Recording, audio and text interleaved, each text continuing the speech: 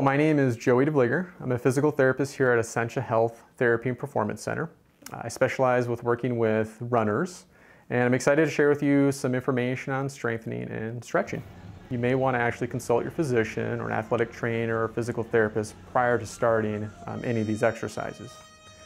Research is pretty clear that dynamic stretching or movement-based stretching is appropriate to do before running. Some research has actually shown that will increase your muscle performance. However, this research is more supportive of short distance running and not necessarily long distance running. Static stretching or prolonged stretching is great to do, however, at the end of your run. There is research that indicates that it decreases your muscle performance before running, as well as it can increase your risk of injury. So in other words, dynamic movement-based stretching before running if you like, and static stretching after running is still appropriate. It helps with muscle recovery as well as increasing the tissue length. Alyssa's now going to show us some dynamic stretching. Remember, this is something you're going to be doing before your run. Now, typically this will last 5 to 10 minutes. However, today we're going to take about 5 to 10 seconds and just walk through each of the exercises. There's no particular order, and so feel free to kind of mix it up as you want.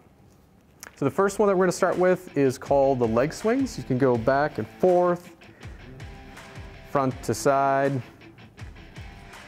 You should feel it in your hamstring area. The next one's going to be the frogger, where you're going to be opening up your hip, bringing it in and out, in and out. Next will be the single knee to chest. You should feel this slightly in your glutes. Again, just stay in whatever is comfortable range of motion for you. Next one is the walking butt kicks. Feel this in your quads. And then now the dynamic straight leg kicks, sometimes called the Frankenstein. You should feel this one in your hamstrings. The next, the standing ITB stretch, where you're kind of coming down and in, up and out. You should feel this on the outside part of your hip. And the last is the walking lunge, really opening up the spine a bit, and also feeling this in the hip flexors, the front of the hip girdle there. So these are some of the dynamic stretching that you can do before you run. All right, Alyssa's now going to show us a static hip flexor and gastroc stretch using a chair, but you can certainly use a bench or a bumper or anything. She's going to make sure that her pelvis is nice and parallel to the surface that she's stretching, that her back foot is pointing straight ahead. She's going to engage her glutes and slowly lunge forward, staying nice and tall until she feels a stretch in the front part of her hip area, as well as a stretch in the back of the calf. One progression from this is if she were to raise her right arm, side bend to the opposite direction, she's going to pull in a muscle called the TFL. Now, if you don't have a chair, we can do a modified version over on the mat in a half kneeling position. Same thing is true. Her pelvis is going to be straight ahead. Her back leg is going to be straight or slightly rotated out. She's going to engage her glutes, lunge forward slowly until she feels a nice comfortable stretch. From here again, she can raise up her right arm and side bend away to pull in the TFL muscle. All right, so we're going to do a static hamstring stretch. You can use a chair or anything else that you're able to put your foot up onto.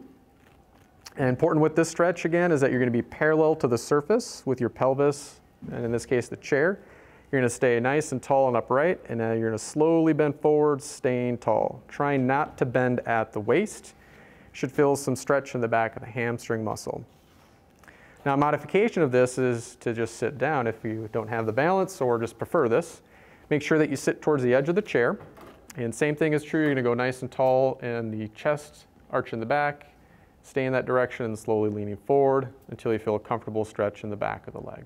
All right, so Alyssa's going to do a static stretch, sometimes referred to as the bretzel, but what it is you're going to be stretching the glutes, the quads, and get a little bit of rotation in your spine as well. So to start, she's going to lie on her left side, and she's going to reach back and grab the foot that's closest to the floor.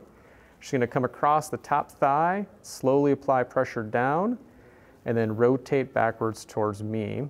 Should feel it in the quad as well as the hip, and then a little bit into the spine. You can take a nice couple deep breaths and kind of relax into that stretch. This is a modification of the last stretch we just did. This is for a bit of the hip flexors as well as the quad. Alyssa's going to be in a position where her foot is elevated off the floor. You can use something, a block, you could use a chair, a stool, whichever you prefer.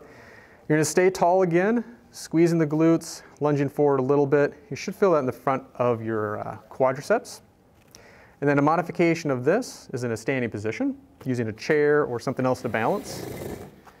And it's just the classic quad stretch where you're grabbing the back of your leg, reaching back, and stretching your quad. Alyssa's now going to demonstrate a soleus static stretch. She's going to use a wall to place her foot onto.